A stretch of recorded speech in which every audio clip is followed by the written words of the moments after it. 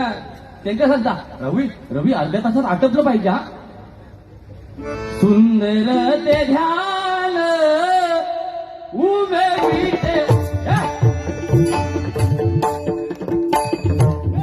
खाली उतरलाय तू तबला उतरलाय. अरे हे धूप लावचे धंदे काय उतरलेला नसता. मी त्याच्या शान ह्यात दाखवून जा फक्त, बाकी काय नाही. मला समजा या उतरला आणि चढला तो धक मारून तू पेटी वाजवतो पकवाच वाजूकोस ना.